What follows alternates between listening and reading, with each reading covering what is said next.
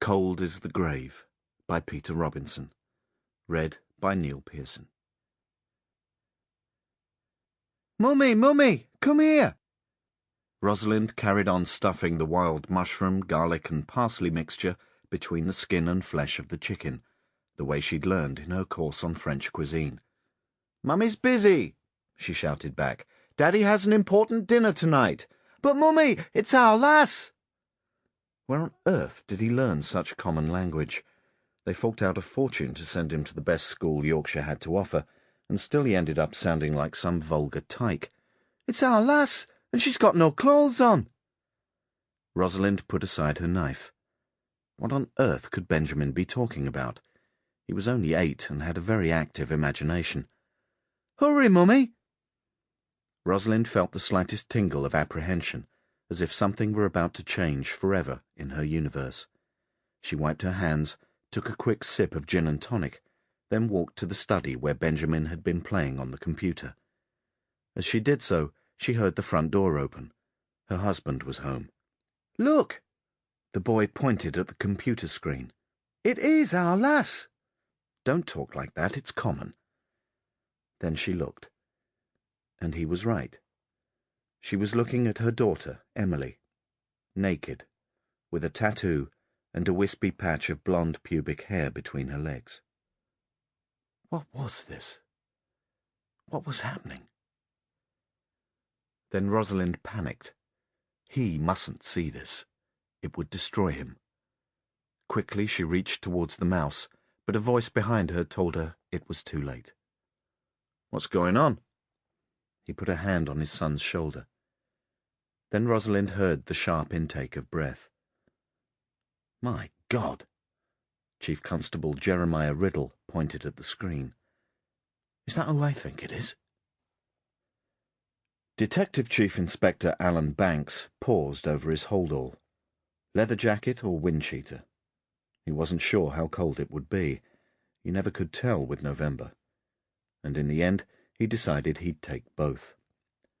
Tomorrow he was taking the Eurostar to Paris with his daughter Tracy for a long weekend of galleries, museums, dinners in small left-bank restaurants, and idle beers at zinc-topped counters in Montmartre. All he had to do now was choose a few tapes. He picked out the ones he'd made of his Cassandra Wilson, Dawn Upshaw and Lucinda Williams CDs and slipped them in the side pouch along with the Walkman.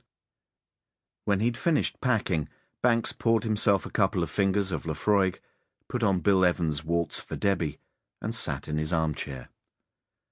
He could hear the wind howling round the thick walls of his cottage, rattling the windows and spattering the panes with rain. Glad he didn't have to go out again that evening, his mind drifted to the problem that had been looming larger and larger since his last case. Riddle was even more pissed off at him than ever, and his days in Yorkshire seemed numbered. So last week he'd put in his application to the National Crime Squad, which was designed to target organised crime. He didn't have a degree, but he did have experience, and that might count for something. And over the past couple of months, too, he'd thought a lot about his estranged wife. He'd come to believe that there was a real chance to put the silliness of the past year behind them. He'd had his brief romance with Annie Cabot, and Sandra hers with Sean. But a posting to the NCS would mean moving back to London. Sandra loved London, and Banks was certain she'd see things differently now. When the phone rang at 9 o'clock, Banks thought it might be Tracy, but it wasn't. It was Jimmy Riddle. "Banks?" "Sir?" "I'd like to ask you a favour. Would you mind dropping by the house? It's very important. I wouldn't ask otherwise." What was going on here? Riddle had never spoken to him in such a polite manner before. "Well, it's late, sir.